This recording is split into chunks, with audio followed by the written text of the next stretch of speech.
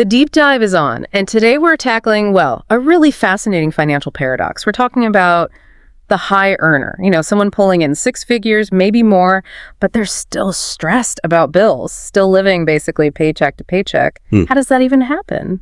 It's a huge question, right? And honestly, it's kind of the core reason this whole field of study exists. Our sources, they really dig into this uncomfortable truth. Having a high income, well, it just gives you more room to spend. Being broke often isn't about the size of your paycheck. It's more about these silent traps, these habits that just normalize spending every single extra dollar you make. Exactly. Like you get that big raise, say $20,000, and then 6 months down the line, you realize you haven't actually saved a penny more. It's just gone.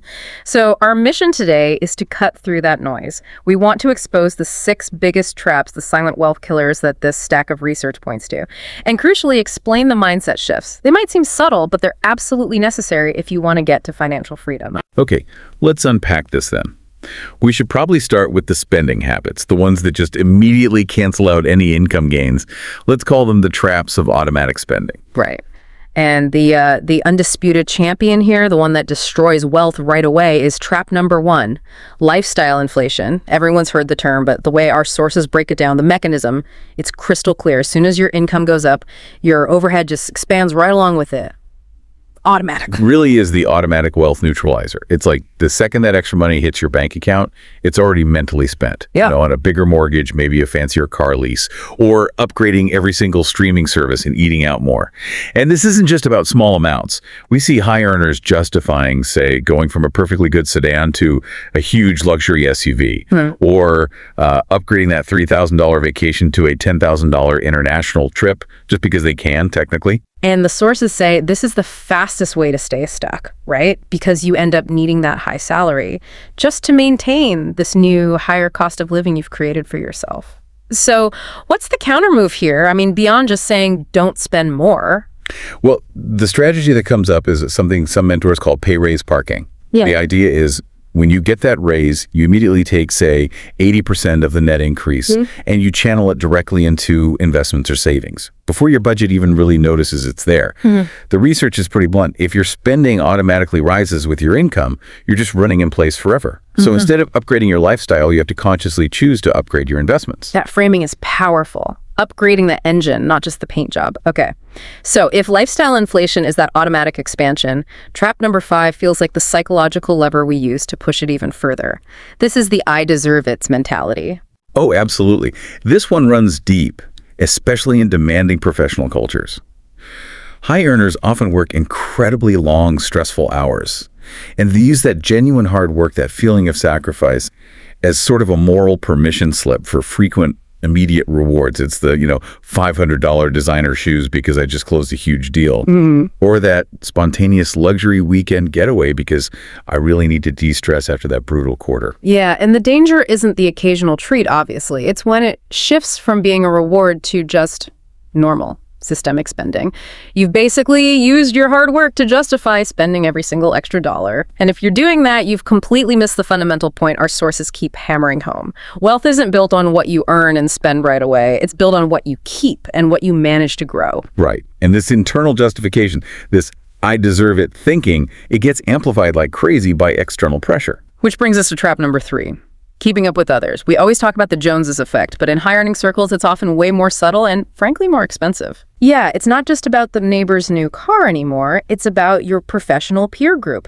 You see colleagues driving the latest electric vehicle, or they're constantly posting vacation photos from, Bali or the Alps. And suddenly you feel this intense social pressure, this nagging feeling that you're somehow falling behind professionally or socially. Actually, our sources bring in some economic theory here. They talk about Veblen goods. Yeah. These are products where the demand actually increases because the price is high.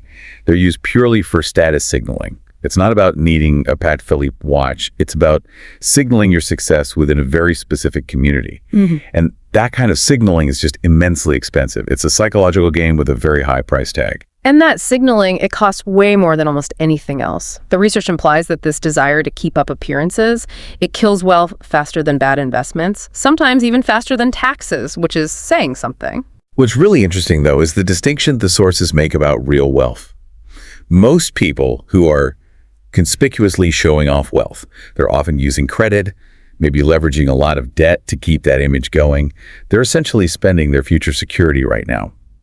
The truly wealthy, on the other hand, are often known for being, well, almost frugal in their consumption. But they're incredibly aggressive when it comes to their investment strategies. They don't flex their money, they multiply it. And that shift in focus from showing off to multiplying, that really defines the path to high net worth. That makes total sense. Okay, so let's pivot a bit. We've talked about the behavioral traps, the consumption stuff. Now let's look at the structural problems. The things that stop high earners from actually holding on to any savings, even if they manage to avoid those first three traps. This is where it gets really interesting, I think. We're talking debt and protection, the immediate financial framework. Absolutely. So this brings us neatly to trap number 2, credit card addiction. Now, a lot of listeners might think, oh, that's for people struggling with minimum payments. But high earners, they often fall into a different, maybe subtler version of this trap. How does that work? If they have good cash flow, why are they carrying high interest debt? Well, the sources point to a couple of main reasons. First, complexity. High earners often have lumpy cash flow, right? Bonuses, commissions, quarterly payouts. So they might float large balances on credit cards just for convenience, thinking, oh, the big bonus next month will cover it. But in the meantime, that interest is racking up incredibly fast. Second, it often doubles as their default emergency fund, which is dangerous. When a $10,000 surprise expense pops up, car repair, whatever, they just swipe the card. They promise themselves they'll pay it off quickly, but life happens. And if you're carrying a revolving balance at, say, 20% APR, that's just a direct pipeline from your high income straight into the bank's pocket. You're basically working for the credit card company at that point, not for your own future wealth. I mean, a $15,000 balance, that's $3,000 a year in interest. Just vanishing. That's a massive drag. Precisely. The goal, according to all this research, is really clear. Use credit cards strategically. Use them for the rewards, maybe for the convenience of tracking spending, but always pay them off in full before that grace period ends. That's completely different from using them for survival or as a crutch to patch up gaps in your cash flow. Yep. If you're paying consumer interest, you're losing, period. Okay, that leads us right into the next structural trap, trap number 6. Yeah. And this one feels like the immediate trigger for disaster for many people. No emergency fund. Yeah, this might be the most critical piece of the puzzle because it links directly back to those debt pitfalls we just discussed. Earning a high income gives you this illusion of safety, but that safety net is paper thin if one unexpected high-cost event hits. Think major job loss in a specialized field, a big home repair not covered by insurance, or, God forbid, a serious medical issue. Without a properly funded safety net cash, easily accessible, even a top earner is forced immediately into high-interest debt, often using those very credit cards we were just talking about. And then it just spirals, doesn't it? The rich thinker, as the source material calls them, sees that emergency fund, maybe 6, maybe even 12 months of their high expenses, as absolutely vital. It's like insurance for their entire financial future. They prioritize having that liquid cash. And liquidity means something different for high earners. That's a key point. Because their fixed costs are often much higher. Bigger mortgages, car payments, maybe private school tuition. Their required safety net is significantly larger than the standard advice you might hear. They need to be prepared for potentially a long time with a high burn rate. The poor thinker, in contrast, just kind of assumes a high income will keep flowing forever, or they think they should invest every single dollar aggressively. That leaves them incredibly exposed when stress hits.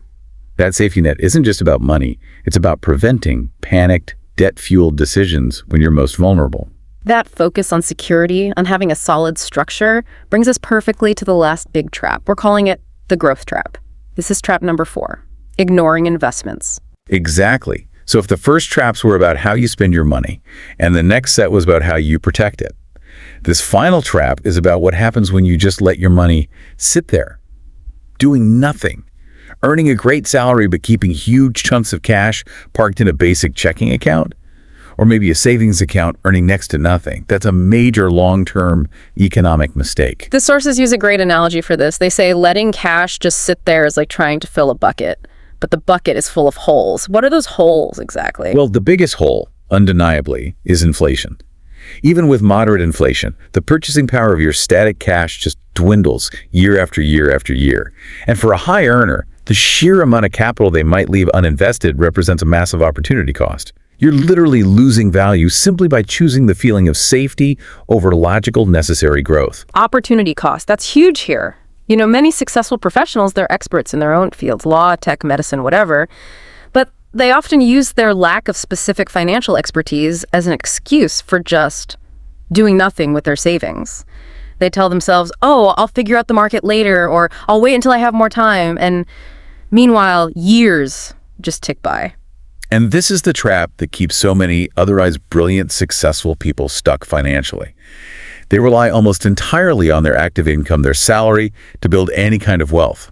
The truly wealthy, though, they succeed because they make their capital work harder than they do. And for high earners, this isn't just about tossing money into an index fund, though that's a start. It means fully maxing out those high-leverage, tax-advantaged accounts like 401ks or equivalents.